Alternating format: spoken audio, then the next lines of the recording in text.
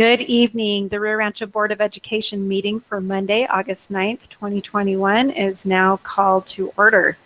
We'll start with the Pledge of Allegiance. If all will arise and mute your microphone. I pledge allegiance to the flag of the United States of America and to the republic for which it stands, one nation, under God, indivisible, for liberty and justice for all.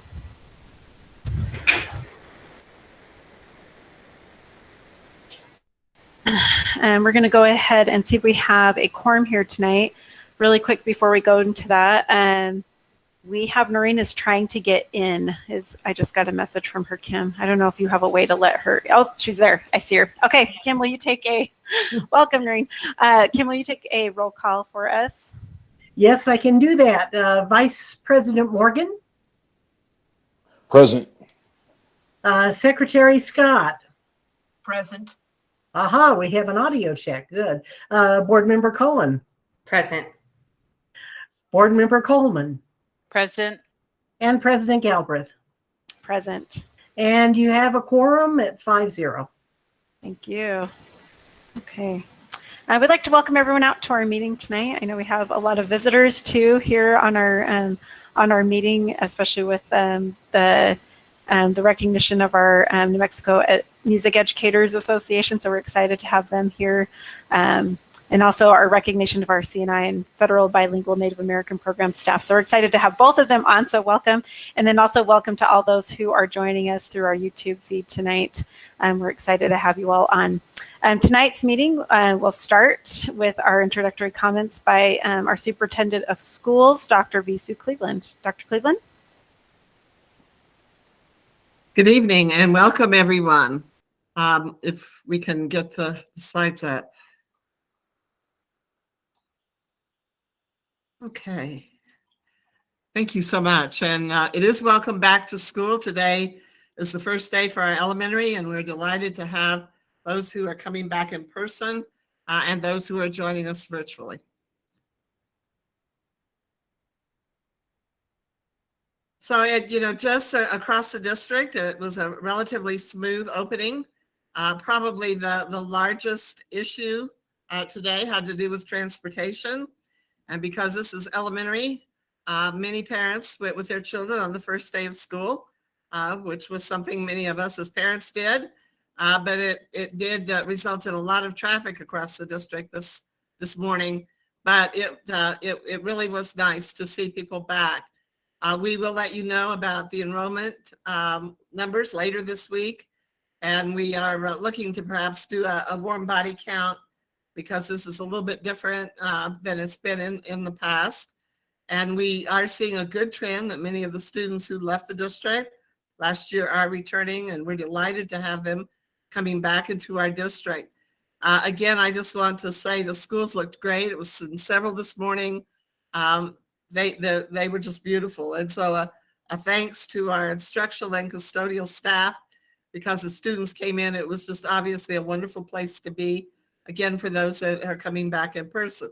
But those that were coming back virtually also had, what I understand, a very good day, and they were able to work through some of the challenges that they had at Spark.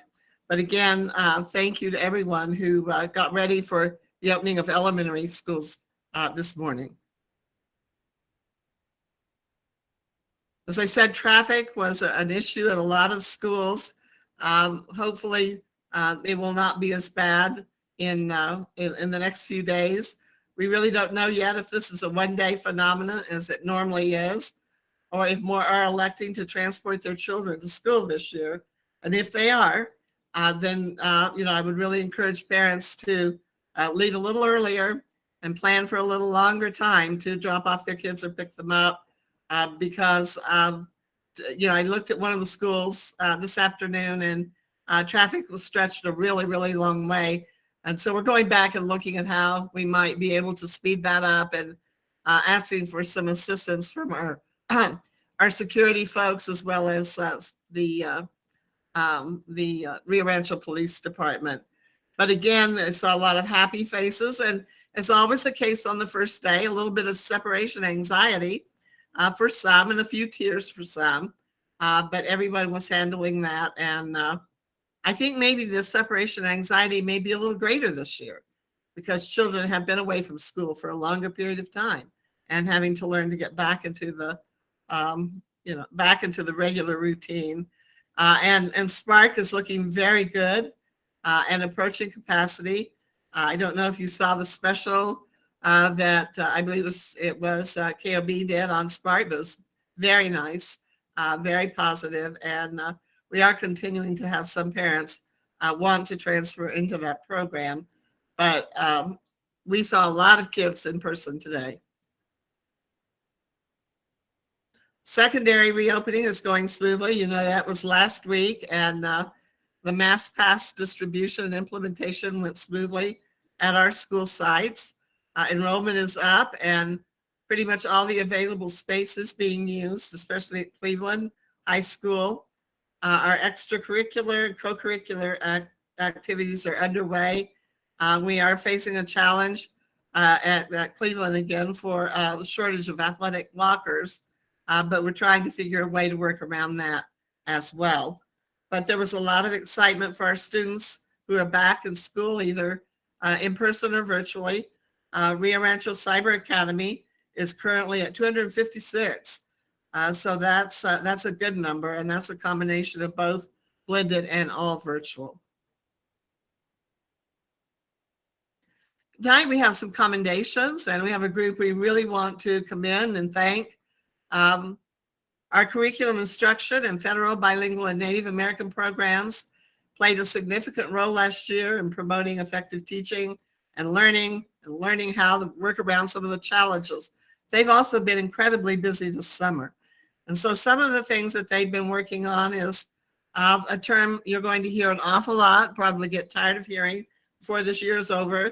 But MLSS is a multi-layered system of supports for pre-K through 12. And I know over the years you heard the term RTI an awful lot, a response to intervention. This is an adaptation of that. And the whole purpose is that we coordinate and have a comprehensive effort to use all our resources well to organize our districts and schools to meet the needs of our students. So that's social, emotional, medical, instructional, all of the needs, and that we are doing as much as we can to wrap around those services. They also have been working in the area of English language arts. There's been a reviewing of the curriculum for Springboard, which is the program that we use in grades 9 through 12. They've been planning a lot for professional development of staff related to Springboard. They have implemented instructional literacy K through 5 and been working on that. And then there has been ongoing letters training, and that's language essential for teachers of reading and spelling. So that's, K through 12. And they've been doing a lot of work this summer in training on letters. In math, they have been working on both Eureka Math for the elementary level and Envision Math for middle school. And you remember last year, we didn't do the new middle school math program with the decision to go with Edgenuity. And so there were a lot of people very excited about that. We're picking that program back up now and getting ready to implement that 6 through 8 across the district. The other big initiative this year will, of course, be the district-wide accreditation effort in February. It's been many years since we've had every school in Rio Rancho, including our elementary schools, accredited by an international accreditation group. And that's a very positive thing for communities. It's a very positive thing in terms of recruitment and retention of businesses. And so that's going to be a major effort, and work has been done this summer for accreditation.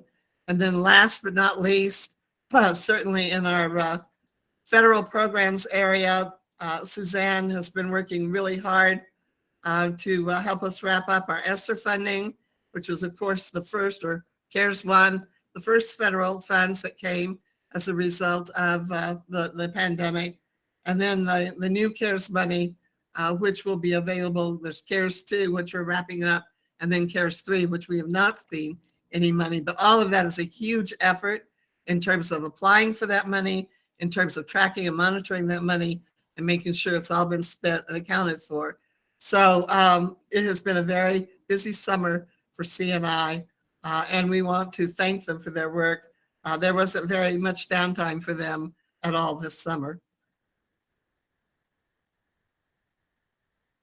On staff recognition, we'll have a presentation this evening. Chris Schmidt, our Executive Director of Fine Arts, will share those commendations with the board and give you more specific information. The individuals who are being honored are Jadera Flam at Cleveland. She is the New Mexico Music Educator of the Year, and so that's a wonderful recognition. Ana Maria Dark, who is a music teacher at Rio Rancho Elementary, earned the John Batchelor Award for elementary school teaching.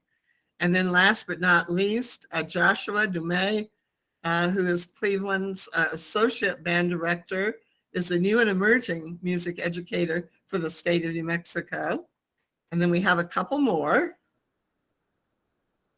It's wonderful to be able to recognize Debbie Fleming, who was with our district for so many years, and she's the retired former Executive Director of Fine Arts, and she is entering into their Hall of Fame. And so congratulations to Debbie, and it's well-deserved. And then once again, the district has earned the Certificate of Distinction for our fine arts programs. Last year was a hard year, but boy, these folks stepped forward to make sure that we offered good learning opportunities for our students, and they are to be commended for that. So Kurt will tell you more. That's just a little bit of what's coming. And again, congratulations to everyone on those awards. We'll have a presentation this evening on our finance plan and market update and analysis for our bonds, and Mike Baker will introduce the report, and then the presentation will be given by Eric Harrigan with RBC, and he is our district's financial advisor. So we're delighted to have him. He'll go over such things as the assessed valuation and tax rates of the district, the proposed finance plan, and looking at both the 2 mil levy and the next bond. Both of those will come up in 2023, and then talk to you about the maturity bond schedule, where we are in paying back the debt that we have up to this point, and then a market update and economic overview. So we welcome Eric Harrigan, and I think you'll find that a very informative presentation. We will also address, in the last public comments, we had a lot of people asking about critical race theory, so we'll be talking a little bit about that this evening. Just a little bit of background, and then Mr. Leppelman will talk about this and expand on it a little bit. But I just want to emphasize that New Mexico districts are required to teach the New Mexico standards and benchmarks, as are teachers. That's what their contract states. The public ed department's email response to a parent states that this theory is normally taught in higher ed, and it is not appropriate for K through 12. If you are a history major or you have a lot of hours in history, you'll know that history courses are generally taught through a lens or a construct, and especially at the graduate level. So you might have a class on viewing American history through the eyes of labor, or you might have one on the various views of manifest destiny, or you might, there are lots of things. That's what you do generally in a graduate program if your major is history, but you have some of it as an undergrad as well. And so that's where this kind of theory is taught, if it is taught, but it is affirmed that it is not appropriate for K through 12. It is not in our New Mexico standards and benchmarks at all. If those benchmarks and standards were to change, there's a process for adoption, and that change process is fairly lengthy. The public ed department included that in their response, and it definitely does include a process for public input before it is changed. So I'll just summarize to say it is not included in the Rio Rancho Public Schools curriculum. There are 2 business items that will be presented by Michael Madrid, our purchasing director, and Melanie Archibek, who is our Executive Director for Facilities.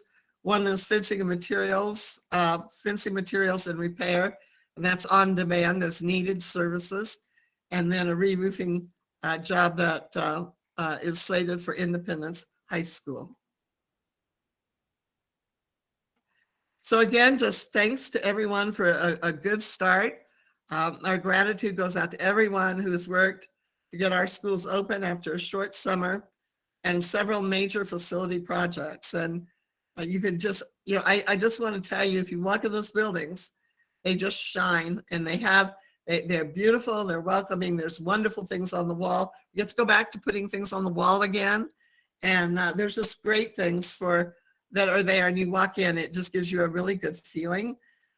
We are going to have projects that are ongoing through the year, and I want to be honest and upfront about that. It's going to be difficult at times because people are going to have to move around in the buildings to accommodate the construction. The only thing I can say is it'll be wonderful when it's completed, but I think going in, we ask for everybody's support and patience. It is going to be difficult. When you take on big projects like HVAC, you can't get those done in 2 months. It can't be done. And so you have to work on those throughout the year. And as soon as it is done, though, it will have been worth it.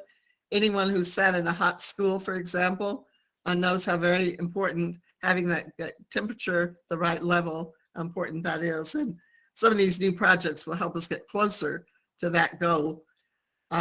Obviously, in buildings, people have different levels of temperature control. And that's always the challenge in very large facilities. And it's we will be giving you a facility report on all of the projects in the next few weeks. We've only focused on the 2 schools last time that we are still not quite complete. And then we're just so glad to be back in school. And I want to thank the community again for your support and patience. We appreciate you. And we just know you'll continue to work with us. And again, I apologize for my scratchy throat. Between allergies and the smoke, I'm sounding pretty horsey. But again, thank you all. And I'll answer any questions that the board might have. Thank you, Dr. Cleveland. Board, if you want to just raise your hand, do you have any questions or comments at this point? Okay. All right. Thank you, Dr. Cleveland. Appreciate it. Okay, moving on to item E, to approve the prioritized agenda and proposed time allocations. Is there any changes that need to take place on the prioritized agenda for tonight? Okay. This is Board Member Jeff. Can I go ahead? No, you're good. Go. Hi, this is Board Member Jeff Morgan. I make a motion to approve the prioritized agenda and proposed time allocations. This is Board Member Noreen Scott. I'll second. Okay. We have a motion by Jeffrey Morgan and a second by Noreen Scott. And Kim, can you take a roll call vote for us on this? Yes, I can. Vice President Morgan, Yes. Secretary Scott, Yes. Board Member Cullen, Yes. Board Member Coleman, Yes. and President Galbraith. Yes. And that is 5-0. Thank you. Motion carries. I neglected to say, you'll notice all of us, sometimes we try to be in the boardroom as much as we can now, but there's some work being done in the district office tonight. And so we are all taking our meeting from, not from the boardroom tonight. Moving into our public comment. My notes. So for public comment, we have 13 comments that we have received since our last board meeting. I'm going to do a quick summary just overall, and then I'll read each of the names. So we have, of those 13, we had 6 that were asking for no mask in the school or optional. Then we had 4 that were asking for us to mask all students. And then there were 3 other type comments. So first we had from Janine Jensen. She said, please do not make masks mandatory. It should be up to staff and students. C. Ray said, masking for high school and middle school should be just for the unvaccinated. It's difficult for our special needs students to wear masks. Jillian Rourke, she had questions about students eating outside when they're unvaccinated. We have Jessica Sanders asking Rancho Public Schools to stand boldly against New Mexico PED's unethical mandates. She said, let parents decide about masks and vaccines. Feels mandates are not about children, but a political agenda. From Nicole Shaver, the board voted not to require masks for vaccinated students and teachers. A newsletter stated that if an unmasked vaccinated person gets COVID, the whole room must quarantine. Shouldn't all students wear masks to keep more students in school? From B. Poema, asks that there be no mask mandate. And we have one from Jennifer Long, mask all, worried about the conflict between students and to consider the CDC recommendations. Liz Avery, parents and students should be able to decide about wearing a mask, worried about unvaccinated students. April Frazier, all should be masked. She works at Rest Hospital. She's seeing vaccinated adults extremely sick with COVID. Victor Cano, that all should be masked, just like APS schools are. Vanessa Barella, an inquiry on behalf of New Mexico Museum of Natural History, seeking clarification on field trips. I don't think she meant to put that into public comments. Christina Bowles, she was wondering if we can make President's Day an in-service day. And Katie Wakefield, the mask mandate needs to end. The school board has the right to overrule the governor. Just a reminder, these are not my comments. These are public comments that we are receiving from those in our community. If you would like to give public comment, we encourage you to do so. Please go to the RRPS board page. You will see a form on that page where you can submit your comment, where all the board members and our district staff will read those comments. So we appreciate having them. Okay. So now we're on to commendations. So for our first commendation tonight, will be presented by Noreen Scott, our board secretary. She will recognize our CNI federal bilingual and Native American program staff. So if any of them are on, if they want to go ahead and put their camera on so we can see their faces, that would be great. Go ahead, Noreen. It's my honor to do this recognition tonight for Joy Morales, Luana Coleman, Suzanne Nigel, our district instructional coordinators, and Heidi Kenworthy. Really appreciate your efforts this year. Last year, the CNI, along with the federal and bilingual departments, had a huge challenge in adapting our curriculum to the virtual learning environment. With students learning at home in front of computers, instructional coordinators focused the curriculum on most important key content standards so students could in turn focus on the most important concepts. And that took a great deal of energy. They also shared tips and techniques and resource teachers could use to make the online environment challenging and engaging for students. They collaborated with teachers and principals throughout the year to determine what the schools needed and provided training to help teachers and students be successful. Once schools reopened, the CNI staff often found themselves covering duty in the school cafeteria, playground, and some classes when schools were short-staffed. I don't think I need to point out that it was a challenging year, and I really appreciate how the staff stepped up and did above and beyond. And at our convocation, we heard the definition of a hero, and I was so impressed with Mr. Brown's comments about what a hero really is. And that's what it is. It's folks like you stepping up and doing above and beyond. And I really want you to know on behalf of our board how grateful we are and how much we would like to commend you. Thank you so much. Thank you so much, Noreen, for that. And I just want to add to it, thank you. Thank you guys so much. I think sometimes we've blocked out, right? I think I'm actually starting to block out what's happened over the last year, but I'm still stressed about it. I guess that's the PTSD. But honestly, I mean, and it's not just last year, you guys are always amazing. So thank you for just everything that you do. Dr. Cleveland, do you want to add? I know you spoke about them earlier, but if you want to add anything, you are welcome to do so. I just want to add my thanks as well. I think you did, we know you work really hard. I don't think we really know how hard. And so thank you for all that you did this last year, plus working almost all summer. And we thank you from the bottom of our heart for the difference you made this last year. So I just wanted to add my thanks. Thank you, Dr. Cleveland. And then I'll just let the board real quick, even if you just want to say thank you, you're welcome to do so. Wynn, you want to say anything? I am excited to get the chance to just say what an incredible department and what an incredible addition everybody is to our district, and especially to our students. It's just been a privilege to get to participate in a couple of the different activities, whether it's recognition of the graduating seniors or an incredible virtual talent show that I had the chance to watch. And so just thank you so much, and I just appreciate, especially one of the things that's so incredible about this state is the diversity that we have in our population. And what a great testimony this department is to honoring that. So thank you so much. And then Catherine Cullen.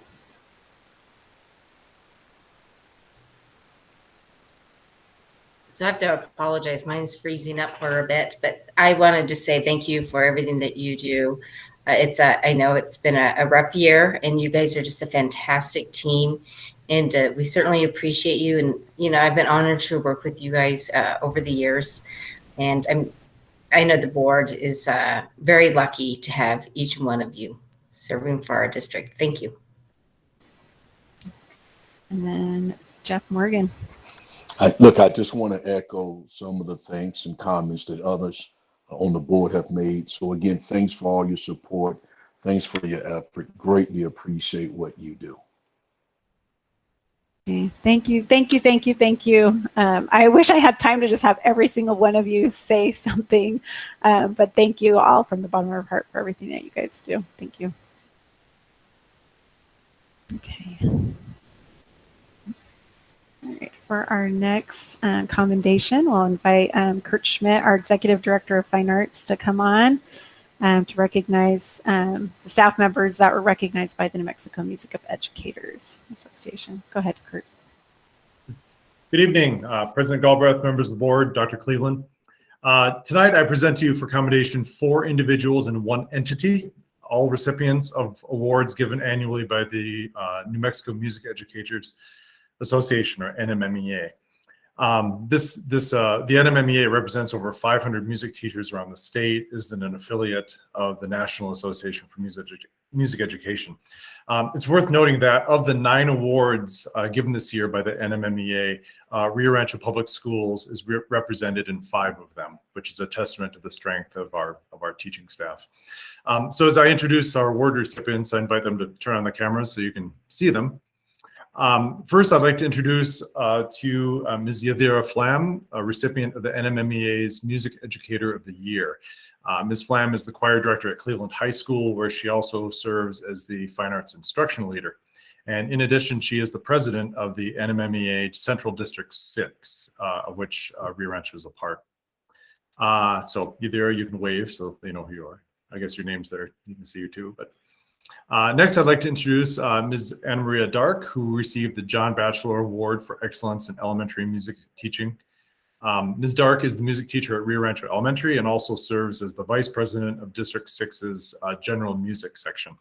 Perhaps most important is that Ms. Dark is an alumna of Rio Rancho Public Schools, so we are glad she has brought her talents home to us.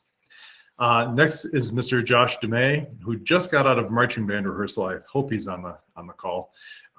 There he is, probably a little sweaty from the sun, but that's all right. Mr. DeMay is the Associate Band Director at Cleveland High School. He received the New and Emerging Teacher of the Year Award, which recognizes outstanding music teachers with fewer than 5 years of experience. Mr. DeMay also serves as the Secretary of NMMEA District 6. And incidentally, in the 13 years of this award's existence, Rio Rancho Public School teachers have received the award 5 times, more than any other district. So I guess our recruiting efforts of bringing young talent into the district are paying off. So Ms. Debbie Fleming is a retired music educator with experience in New Mexico, Texas, and Colorado. Most of you know her as the former Executive Director of Fine Arts for Rancho Public Schools. And in that capacity, she served for 12 years, but she was with the district many years before that. And Debbie was so excited to attend yet another school board meeting because 12 years of doing so wasn't enough. So we're so glad she just was wanting to come back. She is being inducted into the NMMEA's Hall of Fame, which is an honor most fitting for her many contributions in the field, not only of music education, but of arts advocacy around the state in general.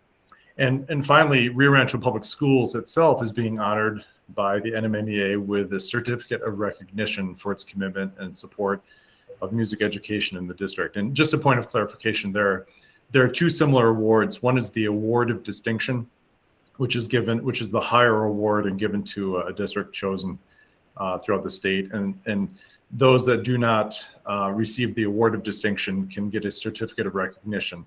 So this year, Las Cruces Public Schools received the Award of Distinction, and we received the certificate, which is still a testament to the fine programs we have in this district. So congratulations to all 4 individuals. Congratulations to all our music teachers for making Rio Rancho Public Schools a great place to teach music and learn music. Great. Thank you so much for that. And I think we lost Anna Maria. She was on earlier, but I always have to say she was, I think, the coolest girl in school in my mind when we were in high school. So she's great. But thank you so much. I'm so grateful for the music in our schools. And it's amazing that we have this many awards. It just is a great testament to our district that we have great music programs, which is so important. Dr. Cleveland, you want to add anything before I go over to our board? Well, just 2 quick things. Again, congratulations to everyone. And as I've said, for many years, the Fine Arts program in Rio Rancho is really one of our crown jewels. And it has been one of the things that have brought a lot of students and families to our district.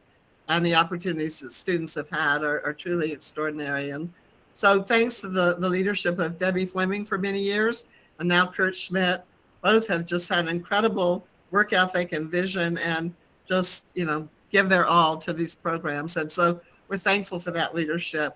And then last, I would just say thank you so much to the board, because during very difficult times and challenging times, I've always stayed with our fine arts funding and support for our programs and stressing the importance of that in terms of a child's well-rounded education. And not all districts are that lucky. And so I just want to thank everyone for making this program a great program, including our kids and our families who just support our district and support the endeavors in the fine arts. But a special thank you to the leadership and to those being honored tonight. Thank you, Dr. Cleveland. And I have to say that I've heard both Catherine Cullen and Wynn talk a lot about this. So we'll start with Catherine Cullen if you want to add anything, Catherine. Absolutely. Congratulations to all of you. I mean, Kurt really kind of covered everything that I would love to say, but I am so happy to see Debbie again, and really a great congratulations to you for going into Hall of, I guess, is it Hall of Honor or Hall of Fame? What was it? Hall of Fame. Hall of Fame, yeah. So Debbie, really congratulations. I know it's been a while since I've seen you, but you've done such fantastic work over the years. And I know a number of you guys are from Cleveland High School and working with our kiddos, and just amazing group of educators. And, I just love fine arts and music. So it's very dear to my heart. Thank you. Wynn Coleman. Thank you so much. Congratulations, everybody. I've said numerous times, and even had the chance, I ran into Kurt at Flying Star one Sunday. Had the chance to just sit while he was actually working on schoolwork as he's working on his PhD. Correct, Kurt? Is that yes? So I just want to say again, as I've said a number of times, and I know that everybody kind of agrees with this, is that I've been beyond impressed with how the Fine Arts Department has just taken the challenge on with this past 18 months, and the things that you've been able to do have just been incredible. And just congratulations to your commitment to our students, to our district, and to our community. So again, congratulations and thank you. Okay, Jeffrey Morgan. I just want to say congratulations for your recognition and thanks for all that you do. Really appreciate your work. Thank you. And then Noreen Scott. Thank you for the positive representation you make of Rio Rancho Public Schools. We're very grateful to all of you. Thank you so much. All right, thank you. So I'd love to go through everyone. It's kind of hard to go through everyone, but Debbie, is there anything that you'd like to say just as you were going? And I don't want to put you on the spot, so if you're like, please don't. But is there anything that you'd like to say just because you're going into this Hall of Fame, Hall of Honor? I feel like both work, but if you'd like to say anything real quick, you're welcome to. Well, thank you so much. I was just thinking about saying that this is a wonderful honor, but it's very easy to be recognized when you're surrounded by excellence. That is a perfect statement. Well, thank you all for being with us tonight. We really do appreciate you. Thank you. Thank you. Okay, so moving into our moving into our reports. I always feel sad leaving that site because I just really enjoy doing all of our commendations. It's so fun to have everyone on. But moving into our next spot, which is on reports, we'd like to invite Michael Baker, our Chief Operations Officer. We also have Eric Harrigan here from RBC Capital Markets to discuss our bonds plan of finance. Oh, good evening, Madam President, Dr. Cleveland, members of the school board. This evening, Eric Harrigan will be presenting financial information to the school board in regards to RRPS. As you know, Eric is a longtime financial advisor for the district and has done a great job for us. This evening, Eric will go over our financial history. He'll review the Series 2013 refunding option, which will save the district money. And of course, we're very excited about that. Thirdly, he'll review our debt service requirements. Then he will review the Series 2021 time schedule.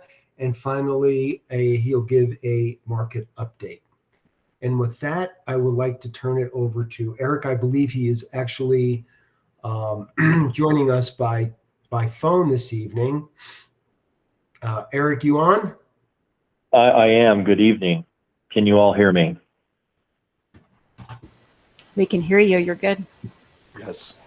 Great. Excellent. Well, good evening, Madam President, members of the board, and Superintendent Dr. Cleveland. Again, this is Eric Harrigan with RBC Capital Markets. I apologize. I was having some difficulty getting in virtually, so via old school phone here, I guess. So, I am watching on the YouTube live cast, so there might be a bit of a delay on what I see up there. But if we could turn your attention to the presentation that's on the screen, if we could go to the next page, provides a history of the district's assessed valuation. The assessed valuation is important because it determines not only how much debt the district can have outstanding, but how much debt the district can retire each year, which will, create capacity for the district in the future. Based upon a preliminary 2021 tax year, which is the 22 fiscal year assessed value, your tax base is expected to grow about 4.8%, which is higher than last year. That has been supported by very strong growth in your residential values. However, your non-residential values did decline from about $506 million to $474 million, and a lot of that, I believe, is due to commercial real estate and the impact that the pandemic has probably had on those values. However, the growth continues to remain strong. Over the last 5 years, the district has averaged over 4% growth in its tax base. Going on to the next page, this is a history of the district's tax rates.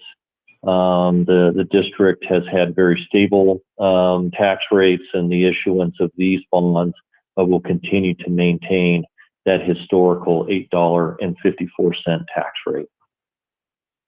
Next page. So from an election timing standpoint, the 2 mill levy election was most recently held in 2018. Next election will be for November of 2023. The board did have a successful GEO bond election for $60 million, and we're selling part of that authorization, and we'll go back to voters in 2023. Currently, the district is of 76% bonded to capacity. These bonds will be structured with a 12-year final maturity, which is consistent with what the district has issued in the past. If you could go to the next slide, please. In addition to the new money financing, the district also has the option to refund some of its existing outstanding bonds. The Series 2013 bonds are outstanding with an interest rate of 3.786% in today's market. If the district were to refund those bonds, the interest rate would be about 1%. That 1% savings translates into about $520,000 in interest savings on a present value basis to the district, or about 5.5% of the bonds being refunded. When we evaluate refundings, we look at 3% as really the minimum threshold to be economically beneficial. One thing with the refunding, under current tax law, the refunding would be a taxable bond. However, because rates are so low, even at the taxable rate, the district would still look at saving a decent amount of interest from refunding those bonds, and we would recommend refunding the 2013 bonds in conjunction with the new money financing. On page 5 of the presentation, this shows the new money financing as well as the refunding. Over on the right, you can see your annual debt service requirements. As the district has had in the past, you have very rapidly declining debt service, which allows you to issue additional bonds in the future and continue to maintain that historical debt service tax rate of $8.54. From a time schedule standpoint, we will be coming back to the board on August 23rd to adopt the notice of sale and delegation resolution, as you have in the past, authorizing the sale of the bonds. Subject to the board's approval, we would be in the market in mid-September, September 22nd, with closing on October 13th, and that's when funds would be available for the district to expend on the projects. I'll maybe take a quick pause before moving on to the market update and see if there's any questions regarding the finance plan or the refunding.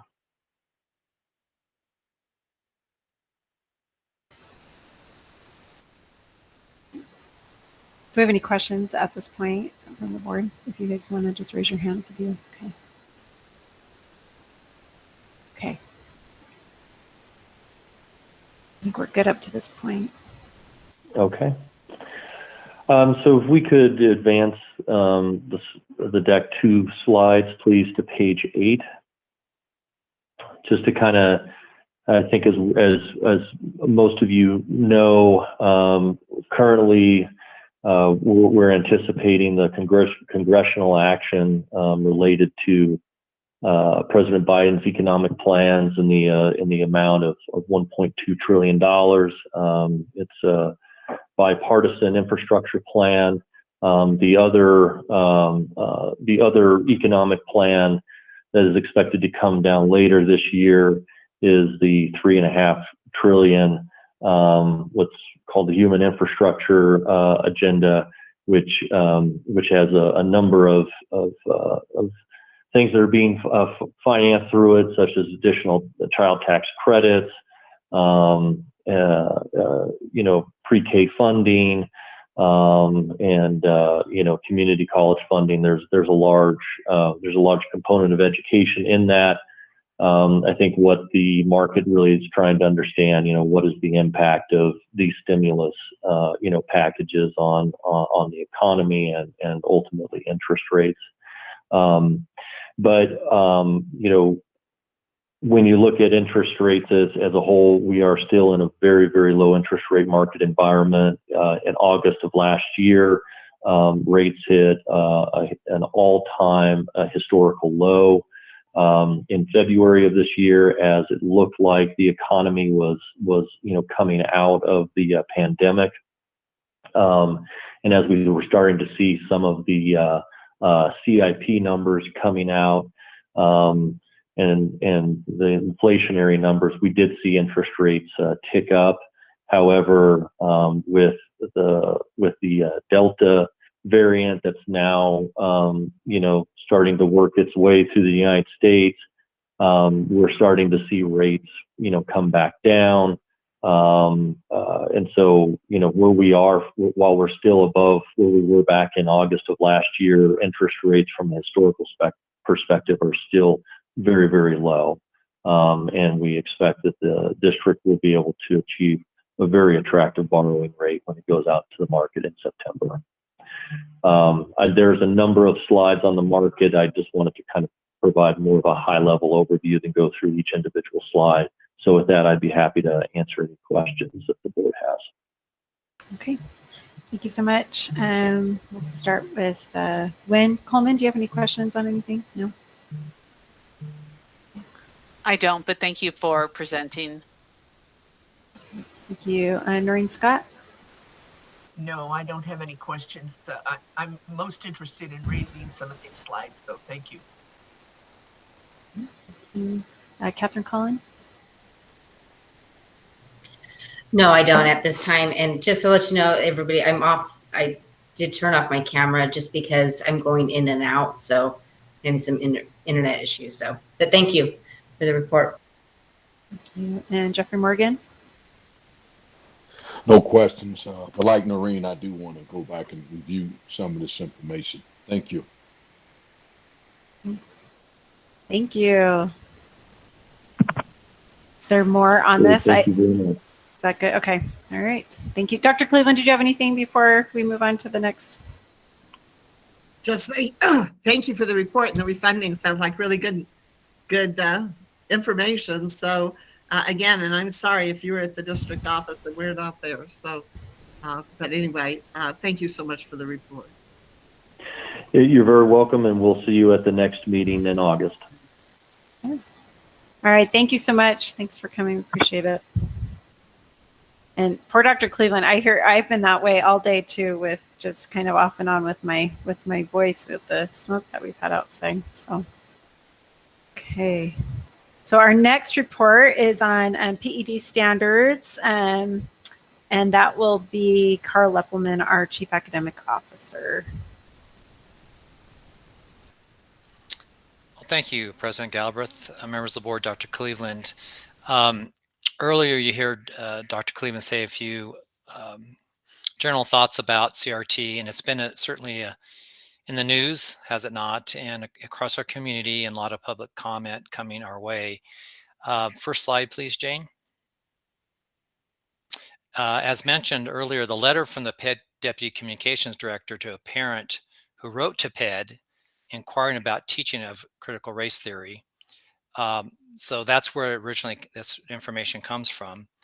The PED then officially shared that with a parent comment she had sent to a reporter asking about the subject. The parent then shared the PED official's response with the district. Jane? So what the PED communication says about CRT is really clear.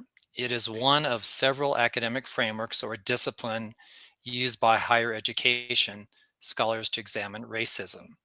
Is not relevant to K-12 education. And as Dr. Cleveland mentioned earlier, certainly through different lenses at the college level, there are different frameworks that are utilized and looked at, but not at the K-12 education. Next slide, please. Really, the K-12 the standards, public school, the K-12 curriculum is governed by the state content standards like in other academic subjects. And they define what students should know and be able to do at the end of each grade level, just like we have in science or math or English language arts. And the current social study content standards do not include the teaching of CRT. So what is the process? And you've heard, there is a lengthy process, just like we have a lengthy process for adopting materials. The state has a lengthy adoption for actually modifying and updating standards. So the state does review those standards every 10 years, and the social studies standards are currently under review by the state. The process involves, I think this time around, 68 New Mexico educators and community members from around the state. Basically, they have met over the past several months and continue to work with outside consultants to write the standards. And the people are selected basically through an application process, the teachers, and we did have 2 of our teachers that participated, Marty Gutierrez from Rancho High School and Angelique Shires from Eagle Ridge Middle School. They both worked on anchor standards, helped look at drafts, and there is a draft document currently at the Public Education Department.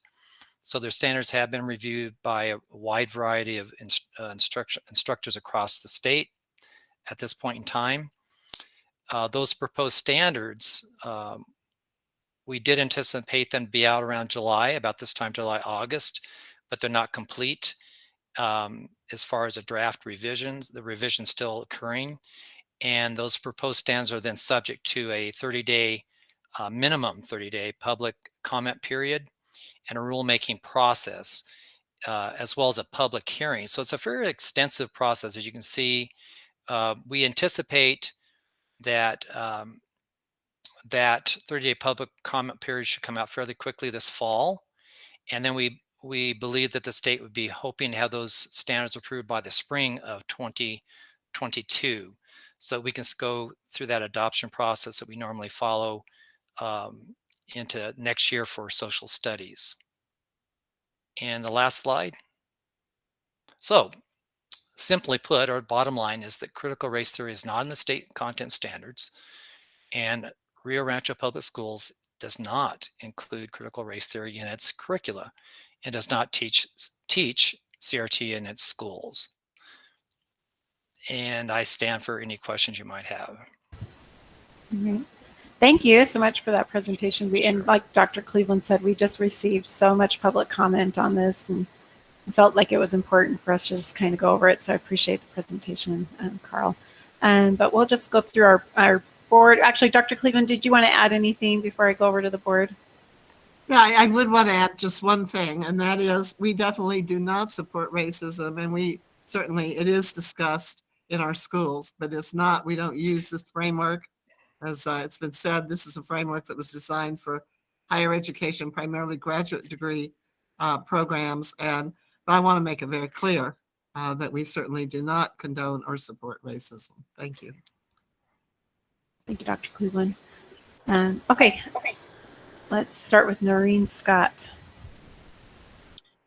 I have nothing to add, but thank you, Carl, for that update, because I think it's very important for folks to understand the limits of a local school board and our ability to affect what's being taught in the classroom.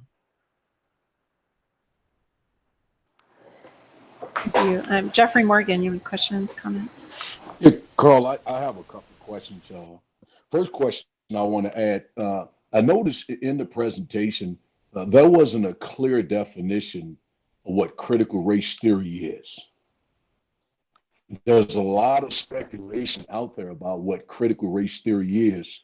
I don't know if you have that information, but I noticed it was not in the presentation. And that probably would have helped to give people an idea about what critical race theory is. And then I'll come back with my other 2 questions if you want to answer that one for me first, please. Dr. Cleveland, would you like to answer that, or would you like me to answer that? Well, I could start and then feel free to add to it. I think Sure. that that is probably part of the issue, is that there is not a real clear definition of what it is. and different people have attributed different thoughts and ideas and actions to critical race theory, and not really knowing what it stands for. And so I think that is part of the problem, is that it isn't well defined, it isn't well described, and it means lots of different things to different people. And so, you know, you could talk to 2 different people and they have 2 very different ideas about what it is. So there is a definition, there's a academic definition. Again, it's a construct or a framework which views history through that particular lens, just like you might look at that lens through the history of labor, or you might look at it from some other perspectives. But that is, again, an academic endeavor. And when you do talk to people, there is a lot of confusion about what it is and what it is not. And that I think is what leads to the confusion and people being very concerned, because they've seen where they think it is defined in different ways. So I don't think there is a good definition of it beyond what the academic definition is. All right. And so with that being said, Dr. Cleveland, thank you, by the way, for responding to the question. I guess based off your response, it looks like somebody had to have a definition for it, because they decided to not allow it to be part of the curriculum. So my only other question was, why was that decision made if there's really not a clear definition of what critical race theory is? Or maybe that was the reason why they decided, because there was not a clear answer. Then my thought would have been, if there was not a clear answer, hey, as of now, CRT would not be part of the curriculum until further notice. That's kind of what I would have been looking for if there was not a clear answer as to what critical race theory is. Well, and you make a very good point, Vice President Morgan, and that is that it could change. And we have social studies committees, and they can look at this, and there could be some changes in the future if that definition is agreed upon. And after community input, there's a decision that that's what we would want to have taught in our school system. So the first step is probably just what you're saying, is a real clear definition of what it is and what it is not. And certainly in some of the definitions, we are doing many of those things. I mean, we do look at racism in terms of history, but apparently there are some concerns that some people have. And honestly, I'm not an expert in it at all, but I do know that we've had a very clear direction that as of now, it is not part of the public school curriculum in New Mexico. All right. Okay. May I add one thing I think might be helpful is we have primary source documents. We certainly study history, racism, slavery, abolition movement, all those things around from the lens of historical, the people that were in that setting. So I think that we want to value everybody's heritage, their language, their culture. I think those are clearly things in our social studies standards, and we have no tolerance for racism. I agree. I think it's the definition that grades people's. One group has this definition, another group has a different definition. But as far as academia, it really is a post-secondary higher ed construct or ideology, and there are many frameworks to study racism. That would not be the framework unless it's defined differently. Like Dr. Cleveland says, you have to define something to actually put it into a standard. So we're looking at standards. And as we read the standards and look at standards, nowhere in that standards would suggest we're going to study critical race theory through that lens, study historical perspective. So at least at this point in time, I've not seen anything. I think I've seen some initial work. It doesn't mention critical race theory. It does mention some things about valuing and looking at historical perspective from different groups of people. I think that's important. We do that already. So I think that it's probably needs to be defined, Vice President Morgan, but at this point in time, without that definition, we really can't build standards on it. And you're correct on that. Sure. And also, Carl, you had mentioned that every 10 years there was adjustment made to the changing of the content standards. What year are we in this 10-year time frame? We're there right now. Okay. Actually, our standards really need to be updated. If you look at all the states across our union, we rank about in the middle in terms of our standards as far as strength and rigor and critical thinking and looking at our culture, where our standards, actually California, Alabama, some other states have much stronger social studies standards. We just got through upgrading our science standards, so I think we're pretty good. Actually, we were rated a B prior to looking at our science standards, but I think we're somewhere in the middle of the pack in terms of social studies standards. So I think we, as a state, do need to review those probably more frequently with social studies, Vice President Morgan, because things change, and I think we need to really be looking at those more often than every decade. Okay. Hey, thank you, Carl, Dr. Cleveland. That's all I have. Appreciate your time. Thank you. You know, on that, honestly, I've been really trying to study it myself, trying to understand it better as it's been in the news more. And so I've watched and read a few different things. I know Dr. Cleveland's been doing the same. But there is a definition over on, I'm not going to read through it, but on the Encyclopedia Britannica online, and it has kind of an article on it if anyone's ever, interested in kind of reading more about it. I think that has a good definition and probably explains why people are a little bit concerned about it. And so if anyone wants to look that up, you guys are more than welcome to.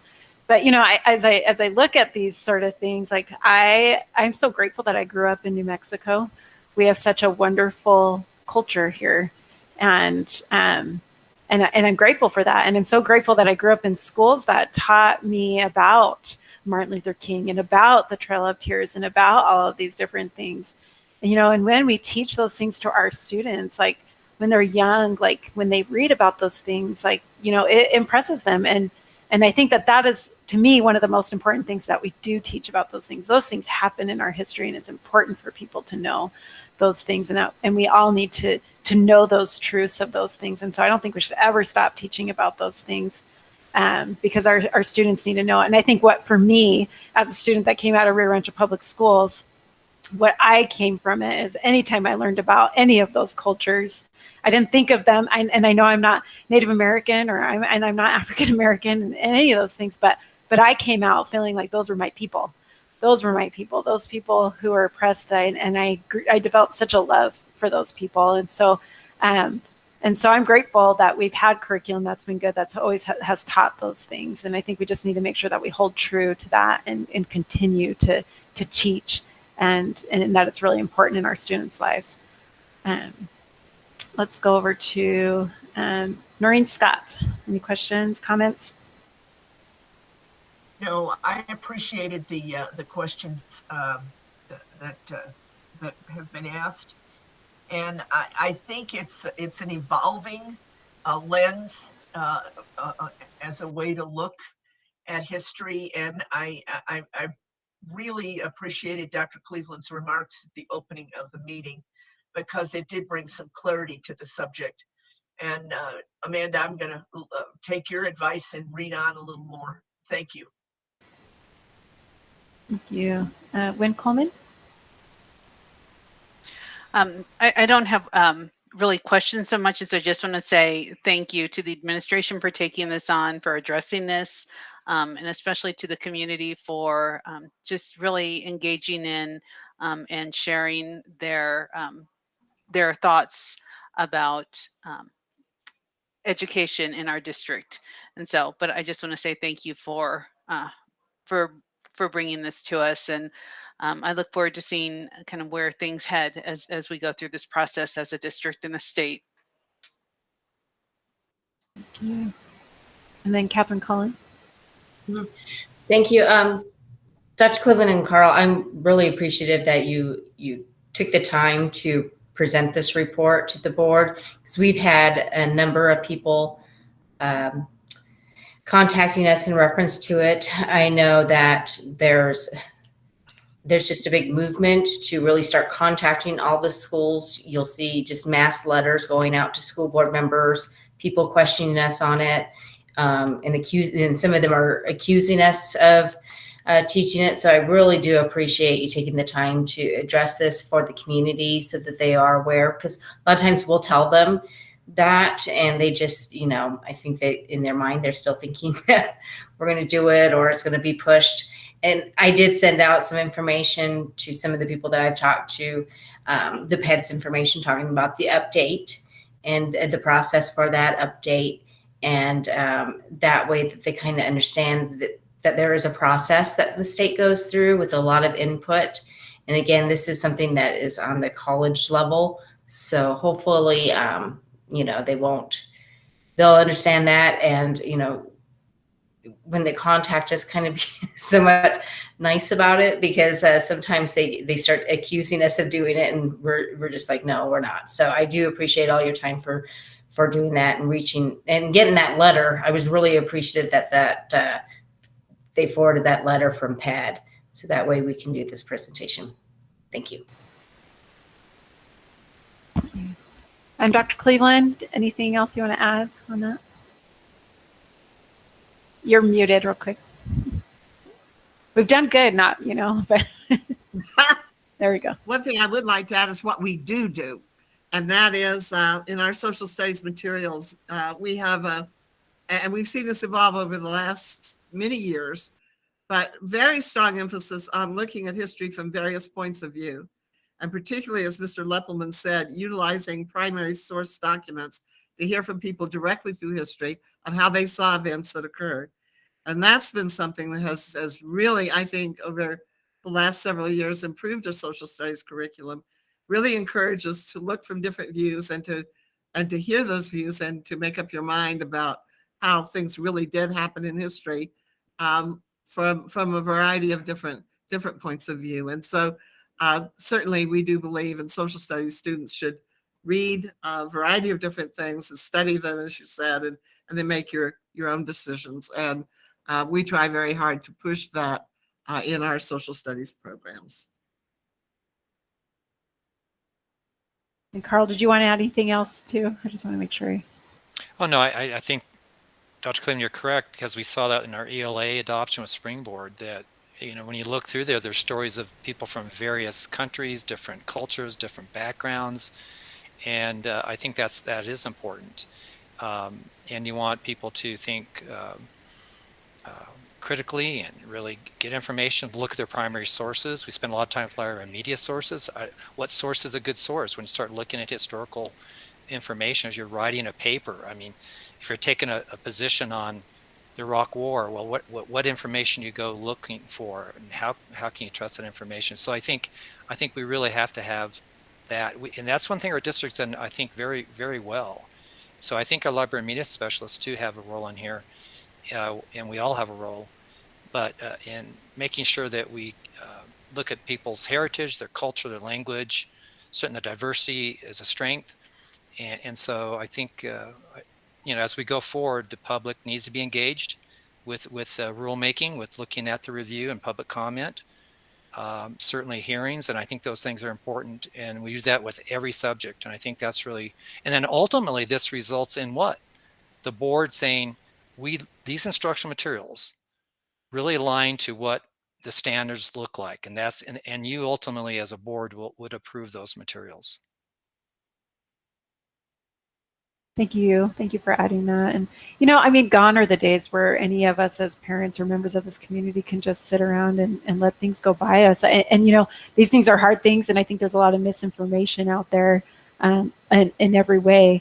But what it does do is bring, you know, attention to something, and hopefully people will pay attention as curriculum, as we are ready for new curriculum and things that are going to come from the state. And so I hope that our community does watch and look for those things. And I know the district's always really, really good about getting those things out, which we appreciate too. So hopefully we can all be active in that. Is there anything else from our board before we move on from this? Any other questions or comments or just anything else that you would like to give? You can raise your hand if you'd like. Okay. Okay.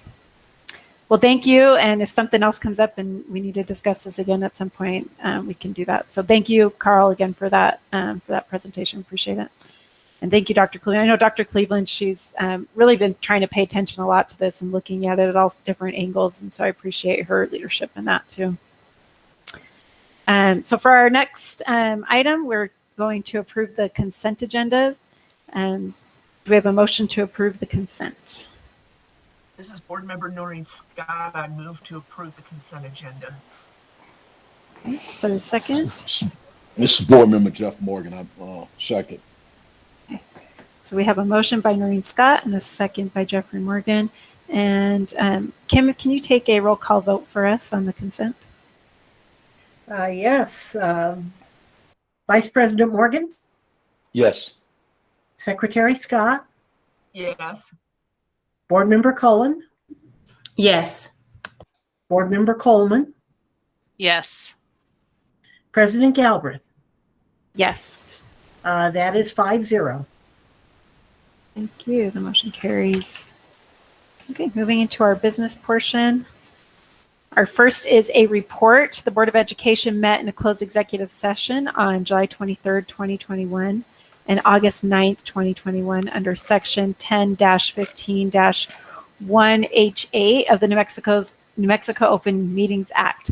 The matters discussed in the closed meeting were limited to those specified in the notice of the separate closed meeting. And then item B, to consider the approval of the unapproved minutes for the 8/2/2021 special RRPS board meeting. Are there any changes? Did anyone see anything that needs to change off of that, off of those minutes? Do we have a motion for approval? This is Secretary Noreen Scott. I move approval. Do we have a second? This is Board Member Jeff Morgan. I second. Okay. I have a motion by Secretary Scott and a second by Vice President Morgan. Kim, can you take a roll call vote for us, please? Vice President Morgan, Yes. Secretary Scott, Yes. Board Member Cullen, Yes. Board Member Coleman, Yes. President Galbraith. Yes. And that is 5-0. Thank you. The motion carries. Okay, so now we'll move into our ITB. So we'll consider the approval of ITB number 2022-001-FAC, fencing materials and repair on demand. Michael Madrid and also Melanie Archibek are here to present for us. Thank you, Board President Galbraith, members of the board, Superintendent Dr. Cleveland.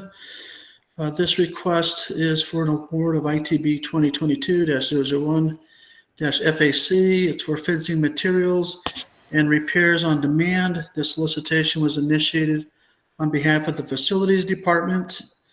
The district received a total of 4 responses to this solicitation.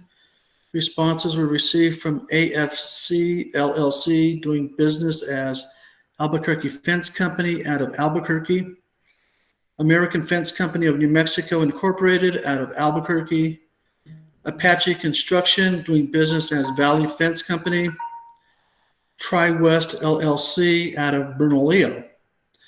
The bids were reviewed for responsiveness and ensured that they met the general requirements as outlined in the bid. I provided you guys a bid tabulation that identifies all the different material items that we were soliciting pricing on. And if you look at the pricing matrix, it does show that all 4 vendors were low, at least on some of the categories of materials that are referenced. We also understand that each of the vendors have a uniqueness as it relates to their ability to inventory product. And they also have a relationship with their manufacturer, which provides different lead times for them to receive products. So with the pricing, the lead time, and the inventory, it is requested that we feel it's in the district's best interest to do a multiple award and make an award to all 4 bidders. And with that, I stand for questions. All right, thank you. I'm glad you said that and I just looked at it now. I don't know why I missed that when I was reading through this earlier, Michael. I was like, hey, who are we awarding it to? So it is to all 4, and I did see it on there now as I was going through it. So thank you. We'll go to questions. Jeffrey Morgan, any questions? No questions at all. Very good job. Thank you so much for the information. Yeah, thank you. Wynn Coleman? Nope. Okay. Noreen Scott, any questions? No questions. I'm thrilled to see somebody from Bernalillo. I knew you were going to say that, Dorothy. I was going to leave that up to you. It's like, well, she ought to be really excited about this. Yeah, That's awesome. I had the same thoughts that she was going to say something on it. So that's great. And then Catherine Cullen. No questions. Okay. Thank you. Okay. Do we have a motion to approve? A motion. This is Secretary Noreen Scott. I move approval of Mr. Madrid's memorandum for purchase. I guess is that the way to say it? Memorandum for purchase? I believe we need to. You have to say all the companies, I think. And reference, you have to say the names of the companies that it's being awarded to and reference the ITB number. Okay, I move approval of the award of ITB number 2022-001-FAC fencing materials and repair on demand to 4 bidders: AFC LLC DBA Albuquerque Fence Company, American Fence Company of New Mexico, Ace Construction DBA Valley Fence Company, and Tri-West Fence LLC out of Bernalillo. Right. This is Board Member Coleman. I second. Okay. We have a motion by Noreen Scott and a second by Wynn Coleman. She was supposed to give the addresses as well, Noreen. I nearly did. That would be awesome. All right. Can we get a roll call vote on this, Kim? Yes, you can. There isn't enough room in the little box for the addresses. Okay. Vice President Morgan. Yes. Secretary Scott. Yes. Board Member Cullen. Yes. Board Member Coleman. Yes. And President Galbraith. Yes. And that passes 5-0. Thank you. Okay. All right, for item D, so it's consider the approval of the RFP number 2022-003 FAC Independence High School roof re-roof. And so Michael Madrid, once again, will be presenting. Board President Galbraith, members of the board, Superintendent Dr. Cleveland. Once again, the subject is for a recommendation for award of RFP number 2022-003-FAC, re-roof of Independence High School. The solicitation was initiated on behalf of the Facilities Department. I just want to give you a little bit of the scope of work for this project. It includes the demolition and installation of a new roof of approximately 28,000 square feet. It includes, like I said, the demolition of the existing roof, removal, storage, and reinstall of the rooftop equipment, install of the TPO of a new TPO roof. The district received a total of 3 responses to this solicitation. Responses were received from J3 Systems LLC out of Bosque Farms, National Roofing out of Albuquerque, and Weiser Electric out of Rio Rancho. We reviewed all 3 proposals and verified that they met the requirements. We call it a pass-fail verification, and they were elevated for consideration by the evaluation committee. The evaluation committee scored each of the proposals and ranked the proposals. National Roofing is the highest ranked offerer. I do want to kind of highlight some of the work that National Roofing has done for the district.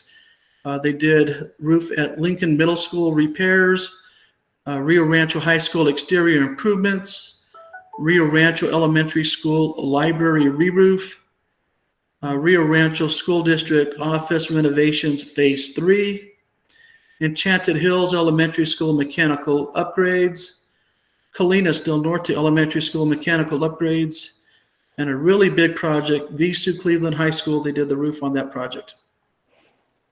So they have demonstrated significant experience with the district.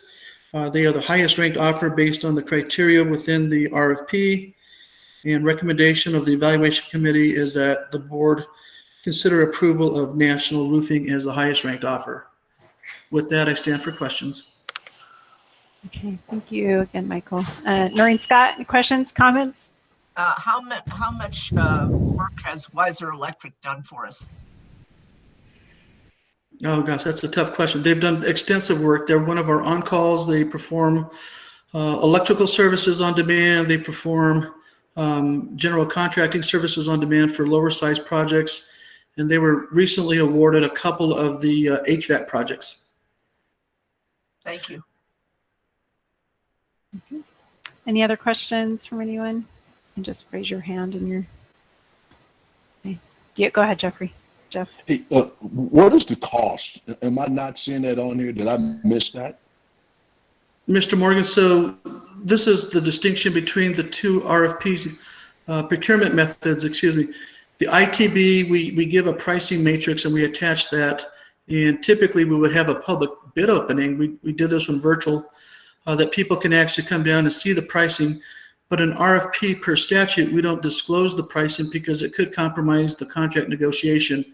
I did include that within the superintendent's report to the board. I can tell you that all three of them were within the budget for the district. Anything else, Jeff? All right. No. I'm gonna go back and read it. Yeah. I thought I saw. Okay. Win, anything? Okay. And Catherine? Nope, I'm good. Thank you. Okay. Oh, Noreen, go ahead. What was the criteria that National Roofing had that Weiser Electric did not meet? We provided the scoring matrix as part of the document, and so it kind of just outlines the scores that the committee had. I think recently Weiser has kind of started getting into the RFP and the construction solicitations. And I think with the last two HVAC projects, that was probably, at least since I've been here, their first attempts to actually respond to a project scenario. So they don't have a lot of experience as it relates to these bigger solicitations. They do have a lot of experience as it relates to maintenance and repairs. So is it that they don't have the experience with us, or they don't have the experience as a company? I think they have the experience, but others in comparison have more experience. So this particular solicitation is very specific to a roof. So Weiser could have experience as it relates to a general contractor, and they have performed some roofing activities as a self-performance, but that doesn't relate to, I guess, as highly as it does for somebody that just specializes in roofing, and that's what this project is. This is a roof replacement. The reason I ask is because it becomes sort of a challenge if somebody never gets on the list to begin with, to then get on to get accepted if that's part of the criteria. Board Member Scott, I agree with you. I mean, we always have those discussions. How can I get the experience if I never get an award? So we work with them. We actually do debriefings with them. We try to educate them on how to improve their proposal. So it does show itself different at the next solicitation. We'll kind of go through the strengths and weaknesses of their response, but it's only as it relates to the other offers. Thank you. Thank you. All right. I see Catherine Cullen raise your hand. Go ahead, Catherine.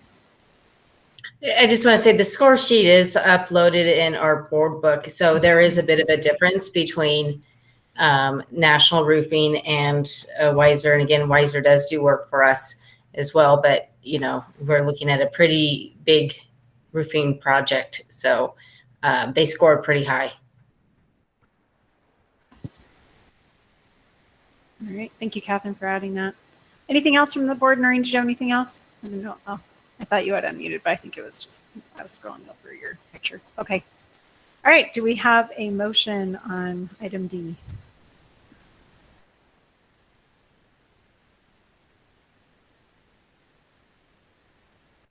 This is Board Member Coleman. Can you bring that back up, please, so I can go ahead and.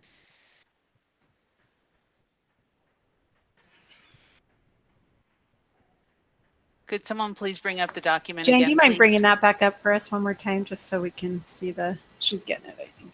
There we go. Thank you, Jane. This is Board Member Coleman, and I move to award ITB number 2022 FAC fencing materials and repair on demand to. No. Oh, no. It's No, the other yeah, one. we're doing, right. The roofing. Correct. Okay. Award, I move to award RFP number 2022-003 FAC Independence High School re-roofing to National Roofing. Do we have a second? This is Board Member Catherine Cullen. I second. We have a motion by Board Member Coleman and a second by Catherine Cullen. And Kim, can you take a roll call vote for us?